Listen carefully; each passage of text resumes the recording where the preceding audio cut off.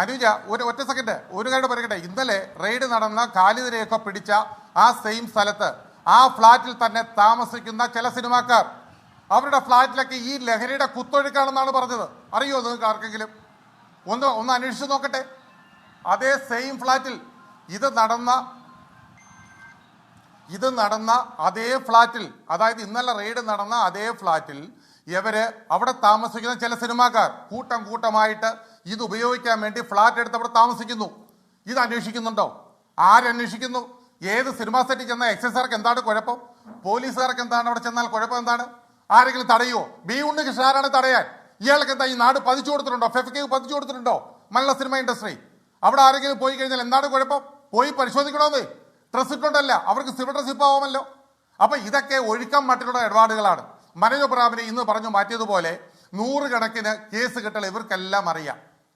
ഇത് മാറ്റാനും മറിക്കാനും ഒക്കെ ഡിപ്പാർട്ട്മെന്റുകളിൽ തന്നെ ആളുകളുണ്ടെന്ന് വെച്ചോളൂ. അല്ലെങ്കിൽ പിന്നെ എങ്ങനെയാണ് മാറുന്നത്? അപ്പൊ ഇതിന് എല്ലാത്തിനും പഴുതടച്ച് കൊണ്ടുപോകണമെങ്കിൽ നീതിയുക്തമായ ഒരു സംവിധാനം നമ്മുടെ നാട്ടിൽ വേണം. അത് സർക്കാർ വളരെ ശക്തമായിട്ട് അതിന് പിന്നാലെ നിൽക്കണം.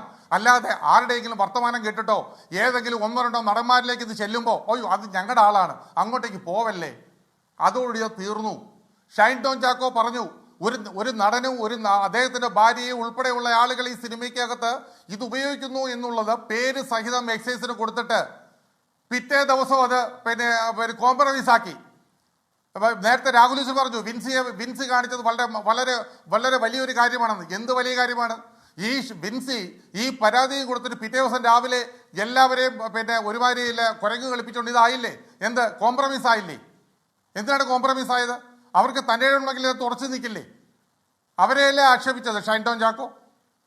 ഈ ലഹരിയായുടെ വായിൽ നിന്ന് പോകുന്നത് കണ്ടത് വേറെ ഒരു പെൺകുട്ടി പറഞ്ഞല്ലോ, ആ സെയിം ലൊക്കേഷനിൽ ഒരു വെളുത്ത പൊടി പോകുന്നത് കണ്ടു സംസാരിക്കുമ്പോൾ. അതെന്താ ഗ്ലൂക്കോസ് ആയിരുന്നോ വായിലുണ്ടോ അഭിനയിക്കാൻ നിൽക്കുമ്പോൾ? അപ്പൊ ഇതൊക്കെ ആരെയും പറഞ്ഞു പറ്റിക്കാൻ വേണ്ടി ചെയ്യരുത്.